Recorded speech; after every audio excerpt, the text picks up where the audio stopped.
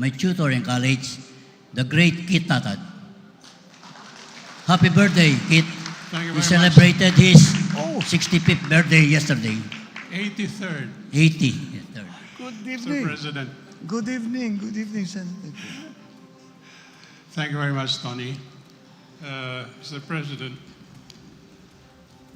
in deference to the chairman of the MOPC, I tried to write down my question too.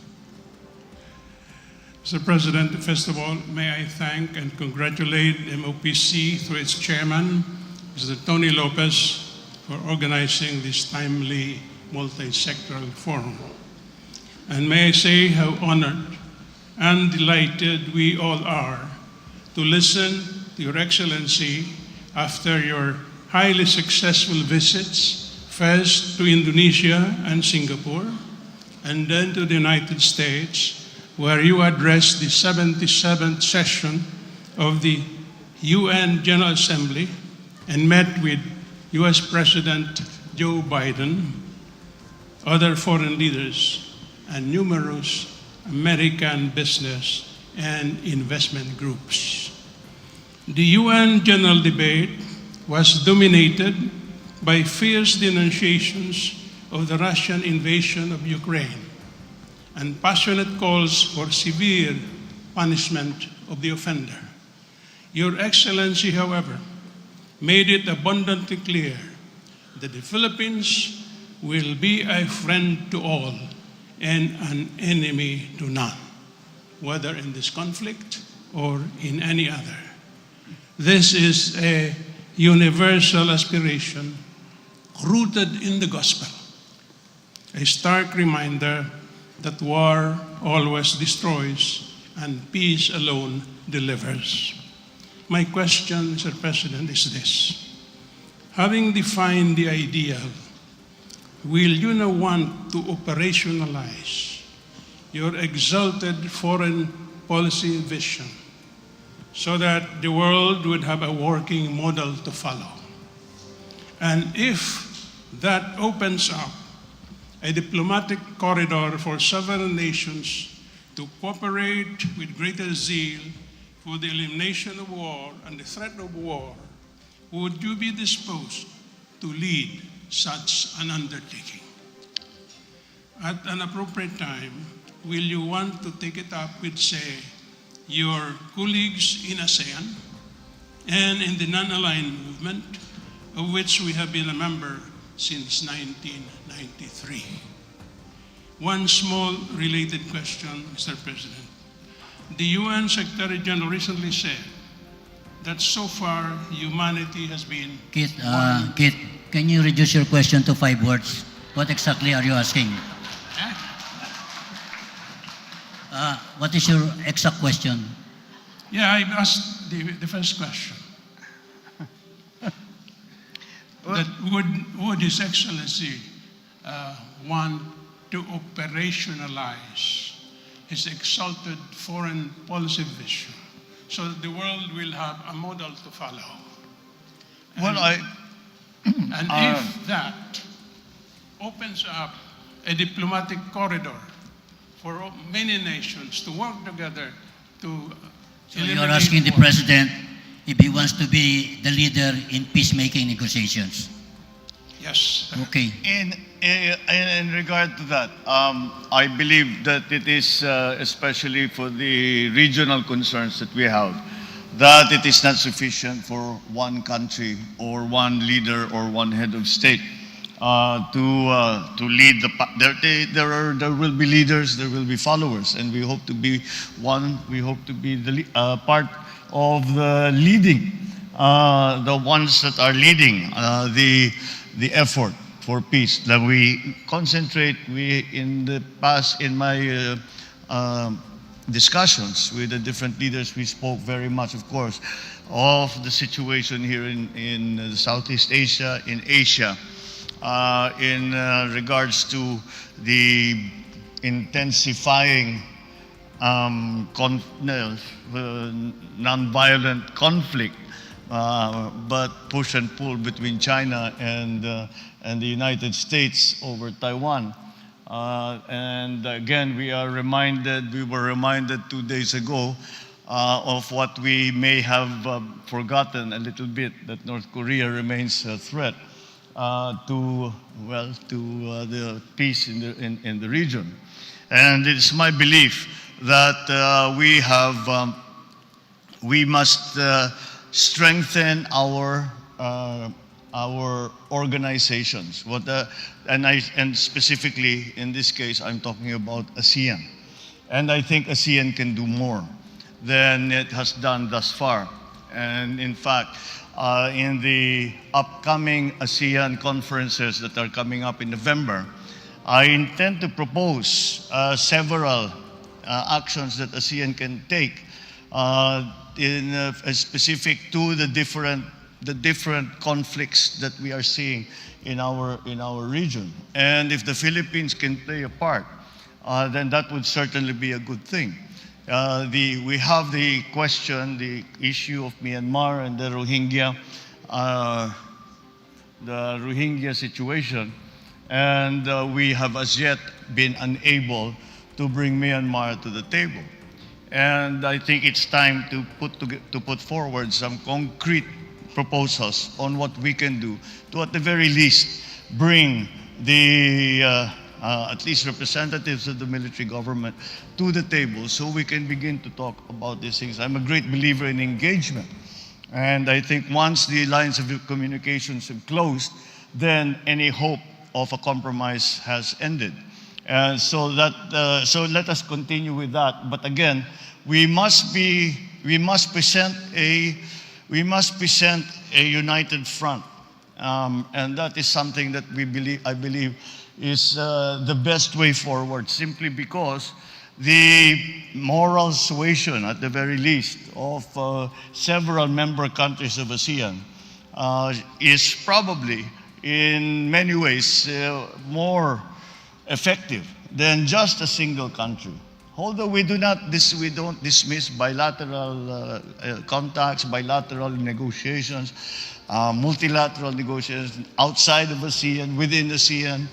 I think we should continue to try and push our member neighbors to present that united front and to move that united front forward so that we can say that ASEAN, as a political, geopolitical aggregation, economic aggregation, has certainly shown that it has a function to do in the normal scheme of the geopolitics, but when crisis comes, that they come to the fore. And that, again, is something wherein I believe the Philippines can play a large part. But in fact, in my speech in the United Nations, I already proposed and I said that it would be we need to abandon the idea of nuclear weapons, of having a stockpile of nuclear weapons as a deterrence. And we should remove that kind of Cold War thinking already from our geopolitics and remove lower the stockpiles and make them, and finally at some point, to remove from the face of the earth any nuclear weapons. And unfortunately, 2-3 days later, we hear the announcement from Russia that they are contemplating using tactical nuclear weapons. This brings us back immediately to the problem with North Korea, because North Korea is the only country in the region who has threatened the use of nuclear weapons. And if Russia uses tactical nuclear, hindi na bali yung strategic nuclear weapons, but if they use tactical nuclear weapons in the Ukraine, and it becomes acceptable that tactical nuclear weapons are a conventional weapon, then that might encourage other nuclear powers to think in that direction and to now actually use the unthinkable. They start using their nuclear stockpiles. So we have a very important part to play in that because we have a great interest. We have it must be a subject of central concern in our foreign policy and in the defense of the nation in the Philippines. So I do not think we have a choice. We must play a leadership role because it is in our interest. And if we do not do it, we are not doing our jobs as the protectors of our country, of our state, of our territory, of our people. If we do not take that leadership role, I think it has been thrust upon us.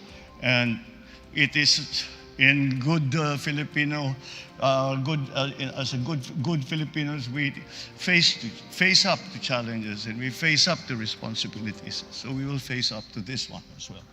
Thank By you the very way, much, Mr. President. by the way, Mr. President, I think when that they is a say very strong tactical yes. nuclear weapon, that's a bomb greater than Hiroshima or Nagasaki. And it's only tactical. Thank you very much. Next question from Ivan Myrina. Thank you very much, my friend and compadre Kit. Magandang gabi po, Ginoong Pangulo. Good evening to everyone. Ako po Good si evening. Ivan Myrina of GMA7. Mr. President, you will mark your 100th day in office in 2 days. What would you consider your accomplishments? What are the things that you wish you could have done? And what will you do, if any? What will you do differently?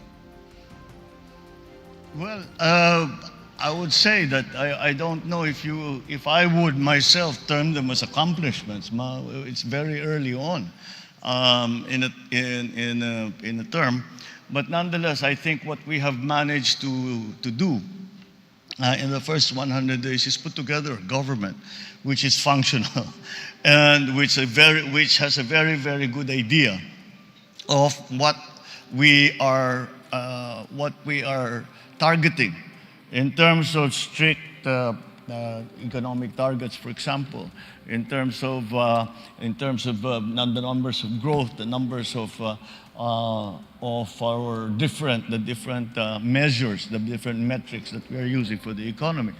But beyond that, I think that we still continue to enjoy that the unifying force that the elections became.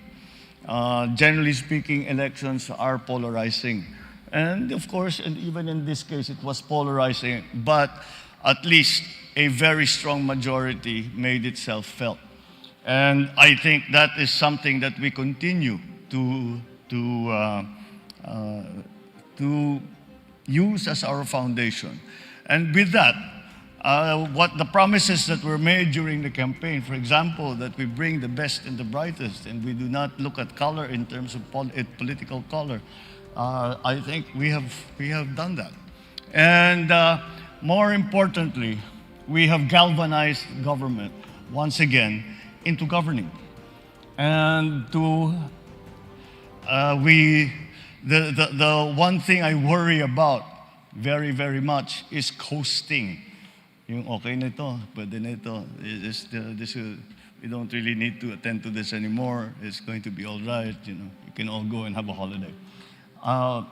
That's what I worry about the most. But I try very hard to put an impetus into government. Come on, let's go. We need to do these things. We haven't very much time. We have very few. We have very many difficulties.